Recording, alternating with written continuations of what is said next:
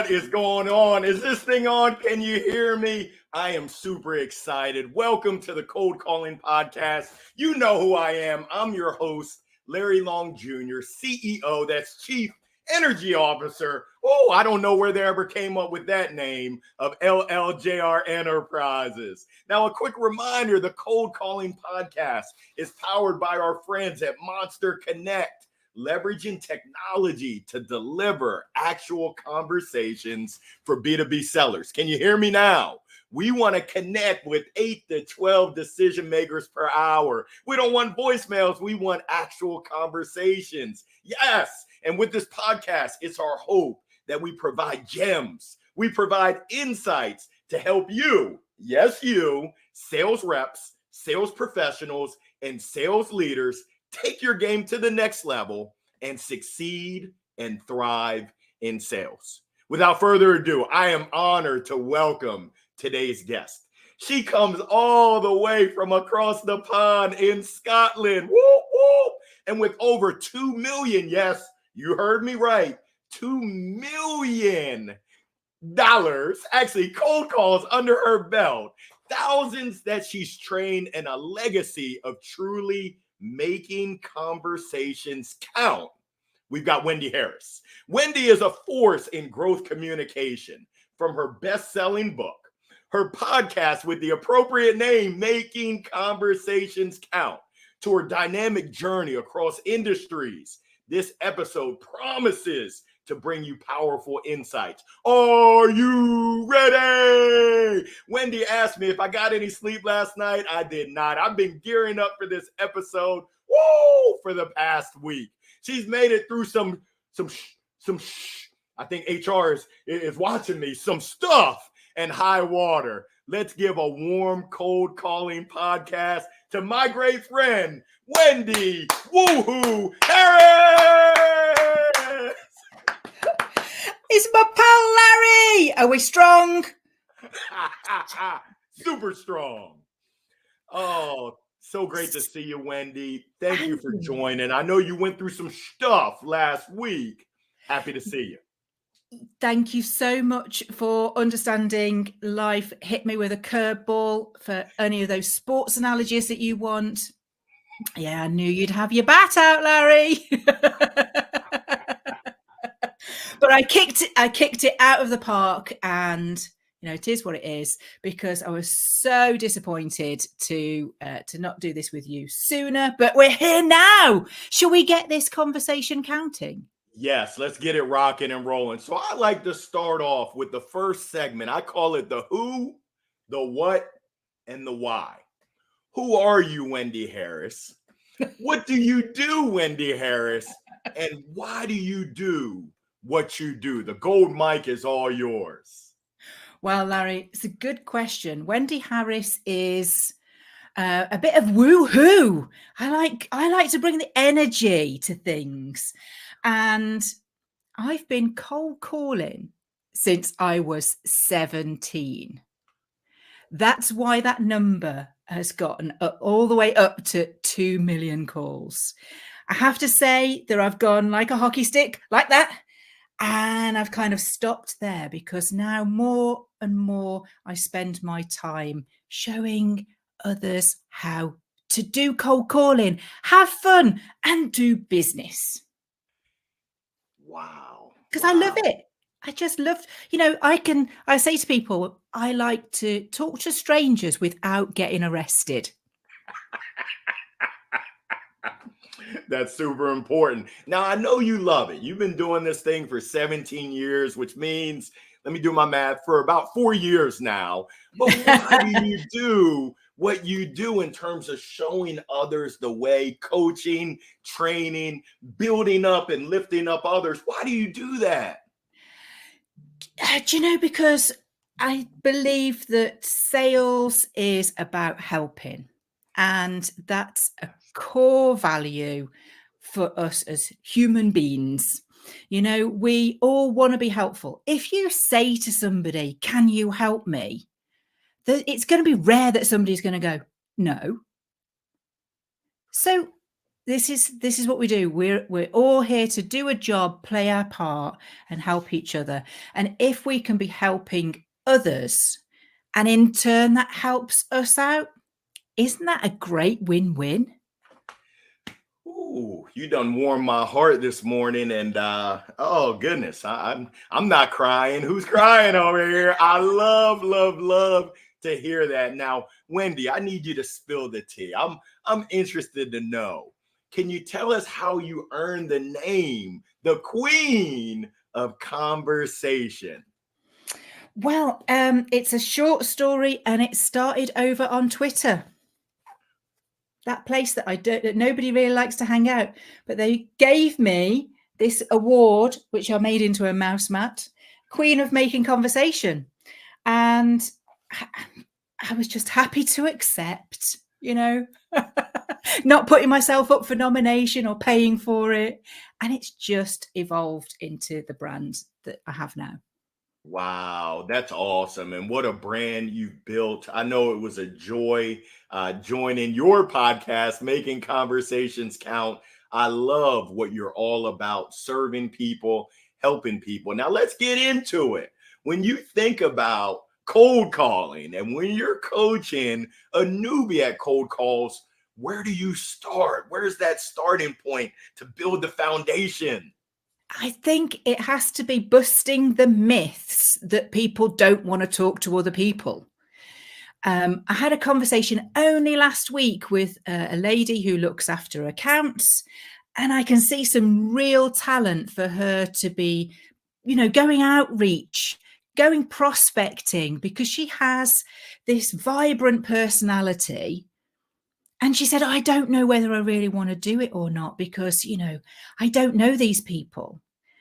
And I had to point out that when she gets handed an account to set up and manage, she doesn't know them either. Right? So it's about kind of just being able to see the wood for the trees and say, look, everybody is, it's relationships that you're building, nothing more. Wow, that is powerful right there. Relationships. Who Ooh, thought it? ooh. Now I want to know, what are some of your secret strategies? Let's go ahead and spill the tea with our viewers, our listeners. What are some of your strategies for breaking the ice and establishing rapport quickly? Like I said earlier, can you help me? It's 4 words that's really powerful. And the pause that you give without then going, because this is what I need, is, can you help me? Get them in the conversation before you throw any more at it. Something else that I was reminded of only a few days ago was, everybody that's prospecting will have a data list. Yep. So you know yourself, you go into a CRM system and this data list is usually A to Z, isn't it? Yep. Start at Z. Flip it. Who has rung the people at the bottom of that list? Because usually you run out of steam, you move on to another campaign. It's just about doing things a little bit different and outside the box. Oh, I like that. Flip the script, start at Z. And I like those powerful 4 words right there. Can you help me? Very rarely, like you said, will someone say no. And if it's true, Larry, that we have, it used to be 7 seconds to make an impression.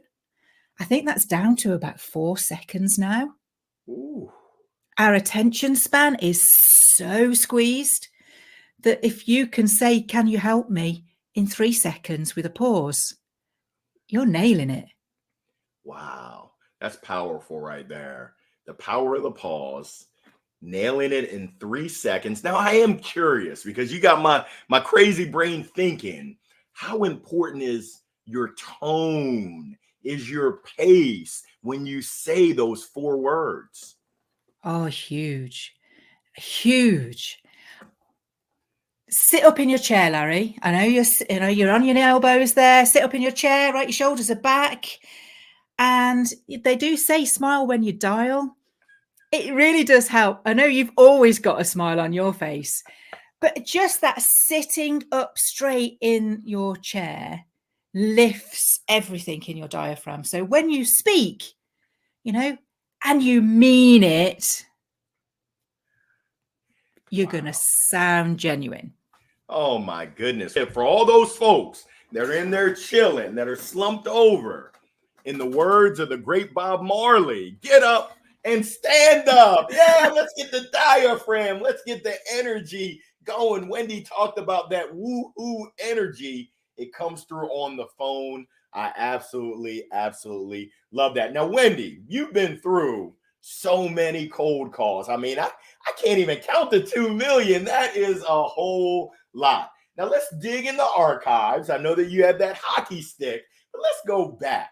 What's your most memorable, if you had to pick? I know you got some stories to tell, but what's that one most memorable cold call that stands out from the rest? It's happened twice in my career, and it is highly unlikely that anybody is ever going to actually need and buy your stuff the first time you ring them. That's a fact. But twice in my career, and the story I'm going to tell you, I was working for a creative design agency, and I was calling out to, get people to look better, to represent themselves better. It was branding. It was about 13 years ago. And we dabbled with email marketing. That's standard stuff now, isn't it? That's right. It's standard stuff, but this was like cutting edge. And I was like, right, if we're going to send out these emails, then we've got to follow them up quick. There is really no point in waiting until next week for the report. So that afternoon we sent them out. The very next morning, I'm looking at the report and I'm looking at the high click-through rates. Yep. So I just start calling the high click-through rates. And this one guy that answered the phone, actually came to the phone and went, "Can you see me through the camera?" He was actually looking at the email right there and then. He clicked it like over 20 times. Ooh. So, of course, he was high on my list. And I was laughing because our tactic was, "I'm not sure if you'll have seen the email that we sent you yesterday," knowing full well that I'd seen 20 odd clicks. And he's going, "I think you're sitting on my shoulder." There's spyware or something. And it was because he was genuinely interested in what it was that we were talking about in that email. And we set something up for an appointment for our director to go out and have a chat with him. And he became a customer. So that's one really cool story. That same company, the boss rang me last week for some advice. Wow. So I'm still in touch with a lot of these people that I work with. They value and trust my advice. And he said, "Oh, yeah, I think it was about 6 months or so ago, we actually had a call for Wendy." Wow. That's 13 years later. Wow. And everybody in the office knows who Wendy is and why that person is potentially ringing. It's madness. But this is the importance of making a really good first impression. Oh, you never get a second chance to make a first impression. And what I hear from that is just the power of relationships, the power of those connections through conversation. Yeah. Yeah.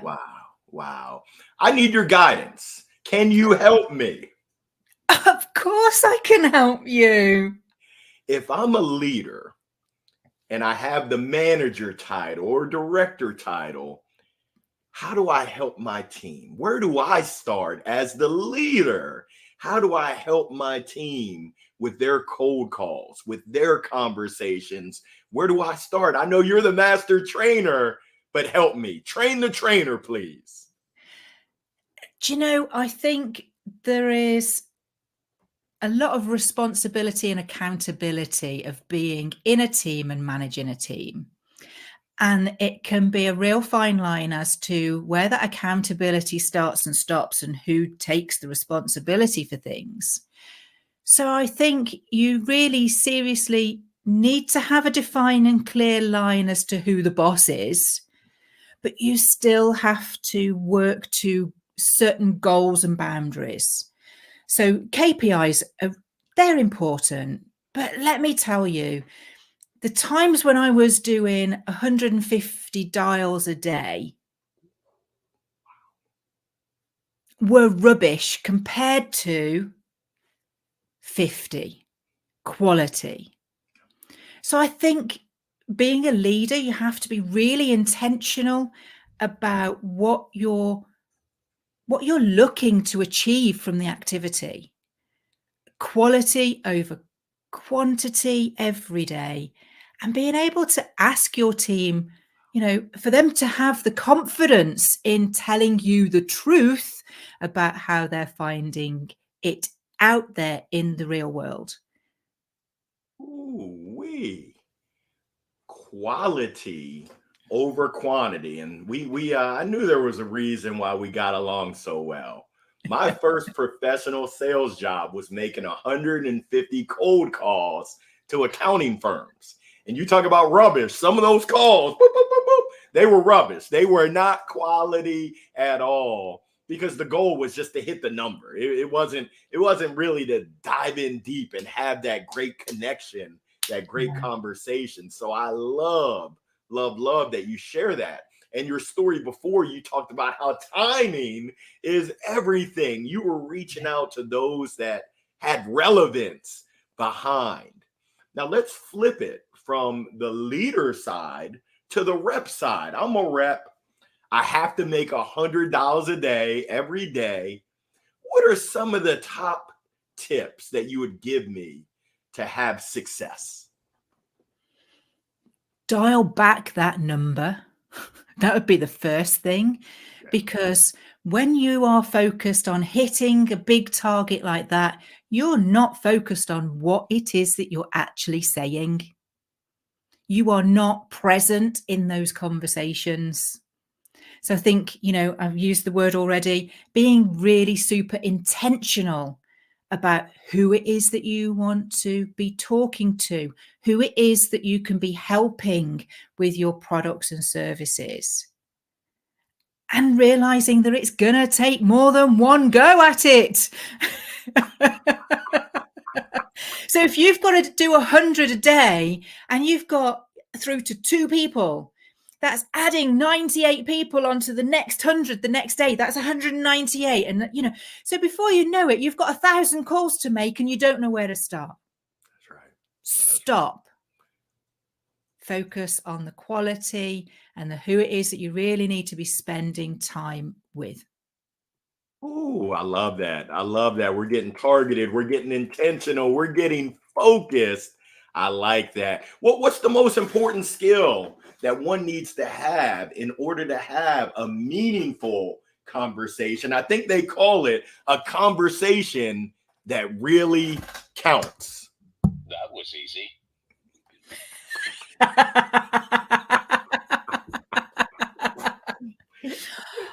Do you know, I don't know that there's any one skill, because soft skills comes under so many, it covers so many umbrellas of things, doesn't it?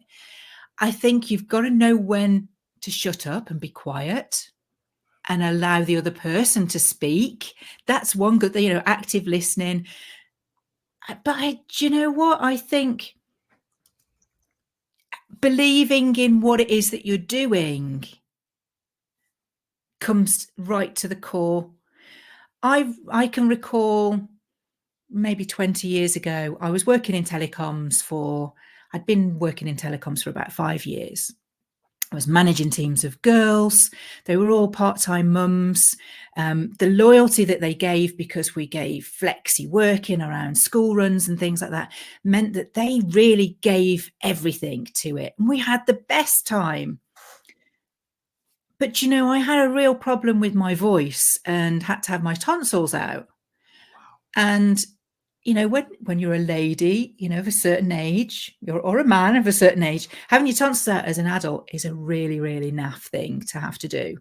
Right. And it was years later that somebody commented that the trouble that I was having with my voice and my throat was because I really didn't believe in what it was that I was selling. Wow.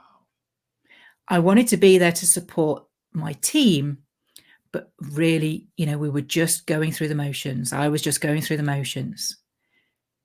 So my voice was saying, I don't want to talk about this. So if you feel yourself under a physical or health restriction, you're not in with what it is that you're doing as a sales role. Wow. You threw out a lot of important topics there. Active listening, which so many times folks miss. Believing in your heart. And what I get from what you said is that our prospects, they can smell BS from a mile away. Our body, it can smell BS from a mile away. It can tell whether we're all in or if we're all out. There is no in between. So I appreciate you sharing that, Wendy. Spot on. And a good friend of mine, right, on page 88, wow, says selling with heart, mind, and soul. And, and that's what kind of reminded me, because I just went, my good friend's got this book, right? Wow. So I did that, flick the pages and see what page it opens up and lands on. So I knew that was going to come up in conversation today. So you kind of have to also have the trust that when you're in a conversation, that the right things will come out at the right stage. You don't have to follow a script. You can, if you know what it is that you're talking about, you can bring it back round and cover all the points that you need, whilst making sure that the other person is taken care of. I love it. That centricity on the prospect, taking care of them, solving their problems. And I just appreciate your support with Jolt. It's amazing, Wendy. Later on today, I'll be here in San Jose, California, working with WIPA, Wedding International Professionals Association, talking with them about mind, body, and soul. It is so important. If we're going to serve others, it's so important we serve ourselves as well. So important. Now, I need to know, you've seen it all. What are some of those common mistakes, kind of those that runs through some of the things, I'll call them opportunity areas of improvement around making each conversation count?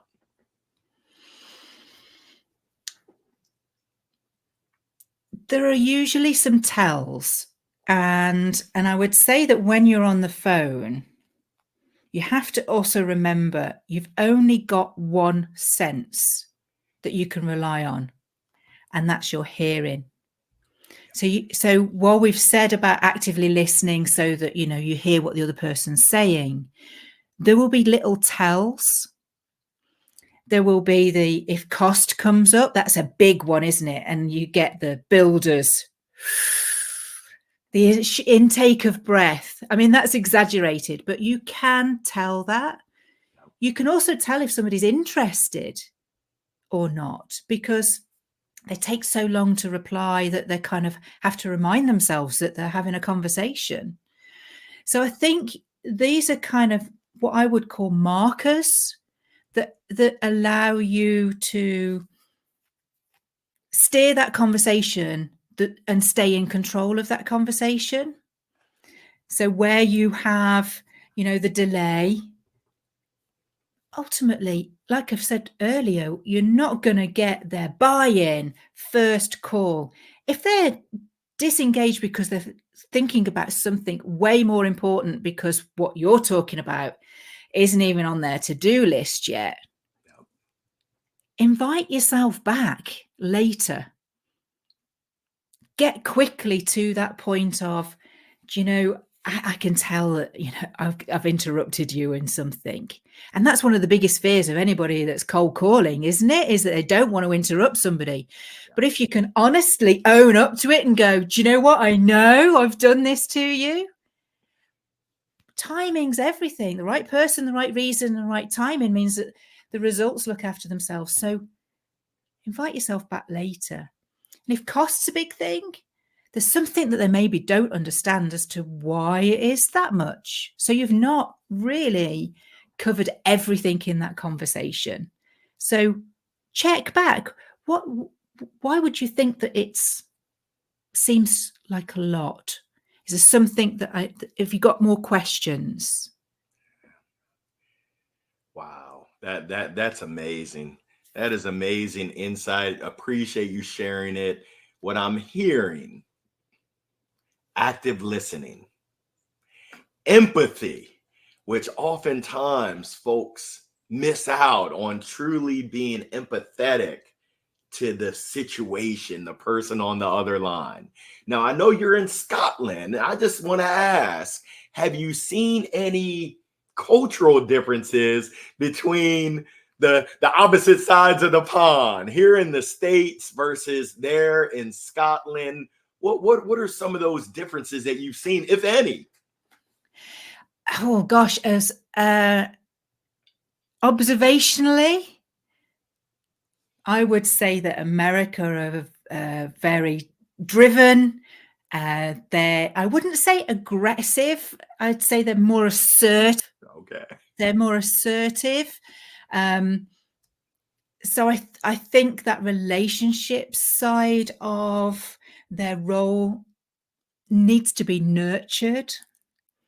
Whereas, say here in the United Kingdom, oh yeah, it's all about relationships, and that's the focus. And I'm so sorry that I have interrupted you. That in actual fact, it's kind of like the two extremes of the scale. We're a little bit frightened of asking.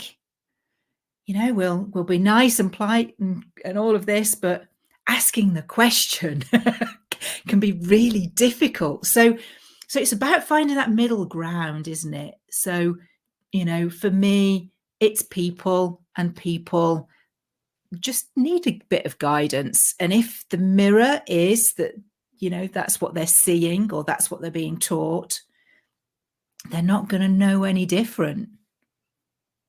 Wow. That's strong right there. Finding that happy medium, making sure we keep the focus on relationships while also being assertive, not aggressive. I've seen some aggressive ones out there. Keeping it real while also keeping that drive, that balance. We can have it. Oh, I love that. I'm curious, with cold calls, how important is body language? Well, with cold calls, you can't see the other person. But look what we already did at the beginning of the show. I got you to sit up and sit back. And of course, that helps you with what it is that you're speaking. So you really do need to play the part as though you are there in real life, because that's how you can amplify that tone and that message and that desire to connect. Oh, that's powerful right there. That is powerful, and I appreciate you sharing. Now, I'm curious, is there a script or is there kind of a format that you recommend in terms of cold calls? I know that some people say, don't ask, how are you doing today? Don't do that. Whereas other people are like, hey, we're all human beings. We should ask. is there a go-to in terms of your cold call? I guess we'll call it opener. Or are there any openings that you found have had more success than any others? Well, I would always say, how would you like to be approached? And that's generally the right approach for you to use in return. Good success is, hey, Larry, I'd really like to introduce what I can do with my woohoo. But do you know what? I really want to find out how you find your woohoo now first. So in that, I'm asking you about you. I'm putting you front and center as the most important person in that conversation. Because then I can judge what my response will be without weeing all over you. I like how you weave that in, getting that question and making it about the person on the other line. That's amazing because I'll be honest, the standard cold calls that I'm hearing, I'll just give it to you. Hey, I'm Larry Long with Monster Connect and the Cold Calling Podcast. We're the best at creating. Survey says, nah, making it all about us. We are the best. I love how you strategically weaved in the question about how they find their woohoo. Woohoo! I love that. Wendy, please let us know what projects, what's getting you excited these days. You got any books that are on the horizon? Any projects that we should be aware of? Please tell us. Do you know, I probably ought to have a follow-up to this one, on Amazon now. I haven't got any books in project. I am still dedicated to bring my own podcast out every month now. It's got a super focused about creating the journey that you want in your business, and business leaders like yourself, Larry, sharing their stories of how they got to where they are. I just love life at the moment. Moving to Scotland a year ago, I'm finding a new connections with local people. I've set up a LinkedIn local for Ayrshire. So anybody that's got relatives in Scotland, send them my way. Because in real life, it's great to start that community. October's event has already got 76 people registered. So it's started small, it's going to be mighty. And that's my intention, is to just really pay it forward to the people in the wonderful county that I live now. Wow. So you're meeting in person for your own LinkedIn locally. Yeah. So I'm hosting that, bringing everybody together. And, we've done 3 launch events over the school holidays. And we've had a great sort of uptake. I think next week we've got 32 people booked on. It's a wonderful venue called the Potting Shed in Irvine. And it's really relaxed. You just, grab a coffee and cake. And I gave the attendees the decision. What would you like to learn at this event? So there's a poll going at the moment, and we'll see what they decide I've got to deliver for them. It's going to be fun. I love it. I love it. Well, as we come to a close, I've got 2 final questions.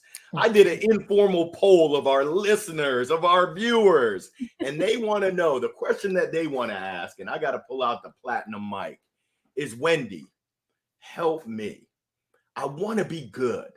Actually, no, I want to be great. Great. How can I do that? You've dropped so many gems, but how can I truly be great at my craft? of picking up this 500-pound phone, ooh, and calling that stranger. I know that you talked about demystifying that no one wants to speak. I know you said, hey, we should start at Z. Don't start at ABC. Let's flip the script. Let's start at Z. The power of the pause. Intentionality, quality over quantity. You gave us so many gems. Give us one last gem before we wrap, Wendy. One last gem. I am Wendy, and I am going to speak to somebody today on that phone I'm going to really help them. That's how you start every call. This call, it could be you. Oh my goodness, that is amazing. Absolutely love it. Wendy, where can folks find you? I know that there's questions out there. People want to connect with you. Where is the best place to connect and have a conversation that counts with Wendy Harris? Well, I would love to carry on the conversation. If anybody wants to, hit me up on LinkedIn. That's really where I hang out. You'll find me everywhere else, but I don't tend to sort of sit on that platform quite as much as LinkedIn. It's really my baby. Oh my goodness. We cannot thank you enough, Wendy. Cold Calling Podcast. Let's give a great round of applause to Wendy sharing with us so many great insights, so many great tips. I can tell you that I've been taking notes and I love, can you help me? Those 4 words right there, there's power to it right there. So Wendy, from the bottom of my heart, all the way to Scotland, thank you, thank you, thank you for joining us today. Thank you for having me, Larry. It's been a blast. Oh my goodness. The Cold Calling Podcast. We want to remind you to please join us next Wednesday, September the 20th. Same bat place, same bat time, 1 o'clock Eastern time, 10 a.m. Pacific, for our next guest, who's also coming from across the pond, coming from the Netherlands. We've got my great friend, Ashley Early, going to tap in and share some insights around cold calling. We wish you all the best, continued success. Make it a wonderful Wednesday, a wonderful rest of your week, and we'll see you next week. Peace. Take care, Wendy.